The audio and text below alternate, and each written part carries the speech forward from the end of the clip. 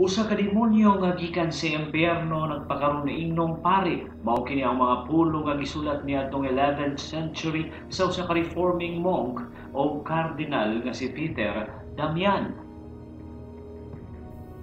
Ang buti pasabot ni Damian kay ang pinakaimportanteng tao sa relihiyong Romano-Katoliko, ang Santo Papa sa Roma.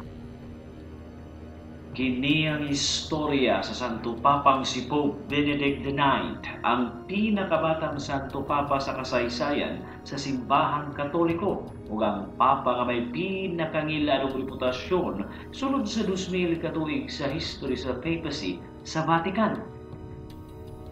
Pero sa di pa ang tanan, ayaw kalimot sa pag-subscribe ug i-click ang bell icon para sa mga musunod nga istorya diri sa Abiseth TV.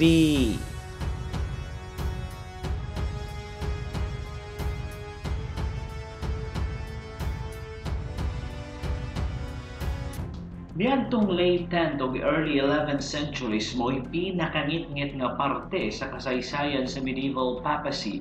Daghang immoral nga mga Santo Papa ang hapit maguba ang imahe sa Katoliko. Ug niadtong panahona ang opisina sa Santo Papa kontrolado sa mga makagahong nga mga aristocratic Italian families nga mao'y nagabusar sa ilahang mga posisyon para sa ilahang kaugalingong interes. Si Benedict IX gipanganak sa Theophylactus sa Tusculum sa Roma niadtong 1012.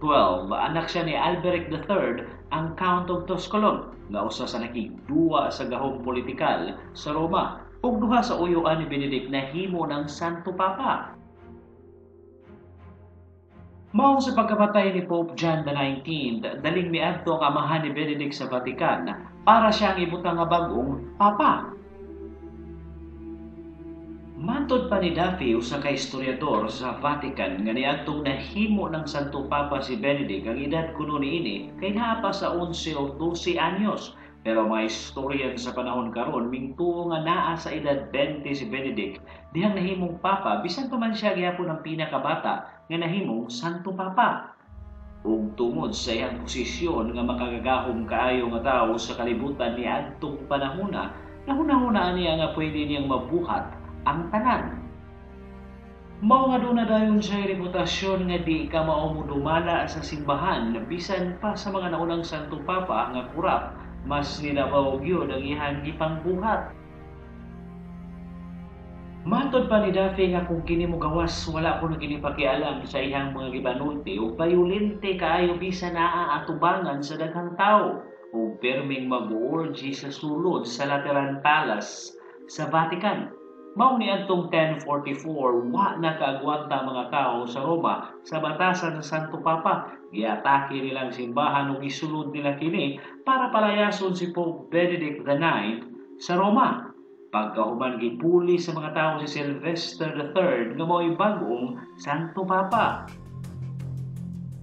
Pero usa ka tuig ang milabay, mibalik si Benedict sa Vatican kauban ng private army sa iyang pamilya o gimasakir ang mga tao nga mingsukol niya o gikuha niyang balik ang iyang trono isip o Santo Papa.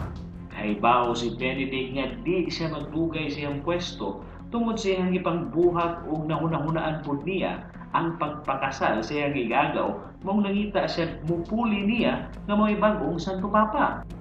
Samtang ang iyang uyuan na scholar na si John Gratian gusto kayong matangtang sa trono ang iyang pagumangkon, mao nag-offer kini og dakong kwarta ni Benedict para papahawa kini sa iyang trono ug siya ang ipuli. Nga gidawat po ni Benedict ang offer sa iyang uyuan ug nahimo kining bag-ong Santo Papa nga si Gregory VI. Milabay ang usa ka tuig na usab na po ng unang-una ni Benedict ning balik kini sa Roma para makuhang balik ang iyang trono nga Santo Papa, kauban niya si Sylvester III, ang iyang gipulihang Santo Papa nga daghang supporters ug naghandom nga may balik ang papacy kag Sylvester. Ug niadtong 1046 adunay tulo ka Santo Papa sa Roma nga di mo bigay sa bisan kinsa kanila ug silang tulo gi-claim nga legitimate silang mga Santo Papa. Maong lang hilabot na si Henry III ang Holy Roman Emperor para maundang ang kagubot sa Roma tungod sa mga supporters sa matag usa sa Santo Papa perming magkarayot sa Vatican. Og niadtong December 1046 sa Synod of Sotri, ginipos sa emperador si Benedict og Silvestre ug gihangyong mo-resign si Gregory pagkahuman gibutang budayo ng kandidato niini nga si Clement II nga mao'y nahimong bag-ong German Pope na di maimpluwensyahan sa mga Italian na aristokrasi. Pero nibalik pag-usab si Benedict o gi-occupy niya ang Lateran Palace mahuman mamatay si Pope Clement II niadtong 1047. Pero gipalaya siya sa mga Germans sa Roma o gitiwalag sa relihiyong Romano-Katoliko niadtong 1049. Pagdagan sa pipila ka tuig na hunahunaan niini nga di na siya makabalik pa sa Roma. Dito na siya nagmahay sa iyang mga salanggi pangbuhat o panamastama sa simbahang Katoliko o nipuyo na lang sa abi o Grotto Ferrata hangtod sa iyang pagpanaw. Nagmahay man siya sa katapusan, di na niya mausab og mapapa pa ang kasaysayan nga siya mo'y pinakabatang Santo Papa o pinakasalbahis og skandalo sa tanan nga niaging Santo Papa sa Roma. Diri na lang kuto mo gayong kalimot sa pag-subscribe diri sa Abisad TV para sa mga masunod nga videos. Daghang salamat sa pagtanaw.